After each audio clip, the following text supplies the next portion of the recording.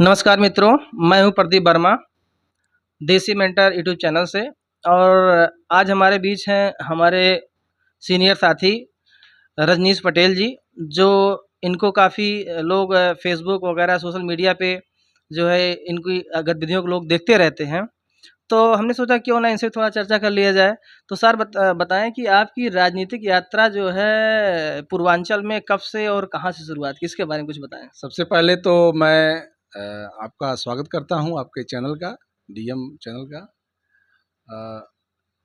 शुरुआत में ही जो है हम लोगों का रुझान प्रारंभिक काल से ही, विद्यार्थी पीरियड से ही सामाजिक न्याय की लड़ाई और अर्जक विचारधारा से प्रभावित हम लोग रहे हैं। मैं 1998 में गोरखपुर विश्वविद्यालय में जब गया तो वहाँ छात्रों के जो बुनियादी सवाल थे, ख़ास तौर से विद्यार्थियों को जो वजीफ़ा नहीं मिल रहा था और पिछड़ी जाति के, अनुसूचित जाति के छात्रों के साथ जो भेदभाव होते थे कि उनको अच्छा विषय नहीं मिलता था, विषय के सिलेक्शन में बहुत कठिनाई होती थी। तो इन तमाम बिंदुओं पर हम लोगों ने वहाँ पे आवाज़ उठाई, डीन के सामने, प्रॉक्टर के सामने, कुलपति से। और सांध्यकालीन कक्षाओं को चलाने के लिए गोरखपुर यूनिवर्सिटी में एक लंबा हम लोगों ने संघर्ष किया और वहीं से हमारी जो राजनीतिक यात्रा शुरू हुई और तब से लेकर के अब तक चल रही है। और सामाजिक न्याय की लड़ाई में उस समय भी हम बड़ी ईमानदारी के साथ जनता के लिए खड़े थे और आज भी खड़े हैं। 2000 तक मैं विश्वविद्यालय में रहा, 1998, 99 और 2000 में हमने छात्र संघ के चुनाव को वहाँ लड़ा। सफलता नहीं मिली, लेकिन जो हम लोगों का मोर्चा था दलित का, पिछड़े का, अल्पसंख्यकों का और बहुजन समाज के लोगों का, ये मोर्चा हम लोग बनाए थे। क्योंकि उस समय बाबू और बाबा की लड़ाई गोरखपुर में चलती थी और उस लड़ाई में हम लोग अपने आप को पिछड़ी जाति के लोग स्थापित करना चाहते थे। और मैं तो अपने जाति का गोरखपुर यूनिवर्सिटी में प्रथम छात्र नेता रहा जिसने वहाँ की राजनीति की शुरुआत की। उसके बाद मैं डॉक्टर सोनलाल पटेल जी के संपर्क में काफ़ी दिन तक था, उनके पार्टी में प्रदेश का प्रभारी था, युवा मंच का मैं प्रदेश का प्रभारी था। फिर उसके बाद 2007 में मैंने उनकी पार्टी को छोड़ा और सामाजिक न्याय के ही मुद्दे पर मैंने पार्टी को छोड़ा था।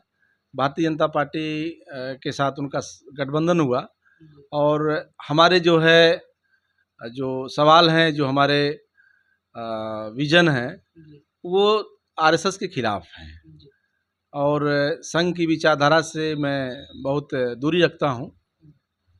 इस वजह से हमारे वहाँ उसकी दूरी बढ़ी। और 2010 में पूर्वांचल की जो सबसे बड़ी कॉन्स्टिट्यूंसी है, ग्रेजुएट कॉन्स्टिट्यूंसी, स्नातक निर्वाचन क्षेत्र गोरखपुर फैजाबाद का, उस क्षेत्र से हमने चुनाव लड़ा।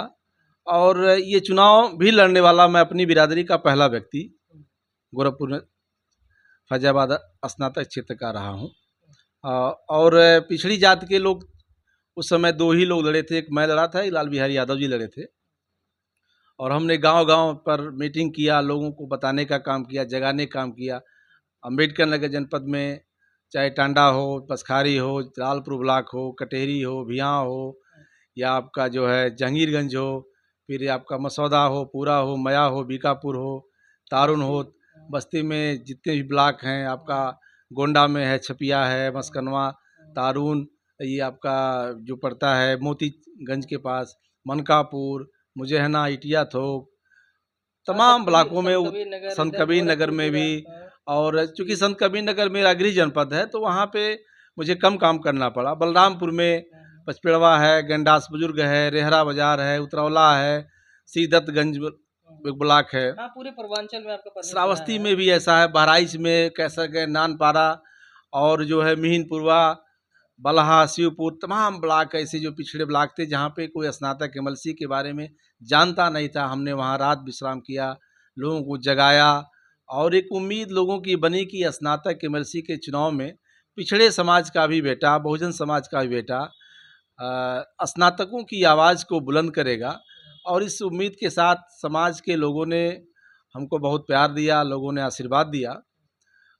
2016 में जब हम चुनाव लड़े तो फिर मेरी स्थिति ठीक रही और सफलता मुझे नहीं मिली, लेकिन एक पहचान पूरे 17 जनपद में मुझे मिल गई कि भाई रजनीश पटेल को लोग जानते हैं। आज भी है कि आप किसी ब्लॉक में चले जाइए तो वहाँ पे 1000-2000 आदमी हमको व्यक्तिगत जानता है। ये पूरे 17 जनपद में। लेटेस्ट में कौन चुनाव लड़ा था आपने? अब इधर हमने 2023 में स्नातक एमएलसी का ही चुनाव लड़ा और माध्यमिक शिक्षक संघ एकजुट के बैनर तले, अटेवा के बैनर तले हमने चुनाव लड़ा था और तीसरे स्थान पर रहे। समाजवादी पार्टी प्रारंभ में इस चुनाव को लेकर के बहुत सीरियस नहीं थी।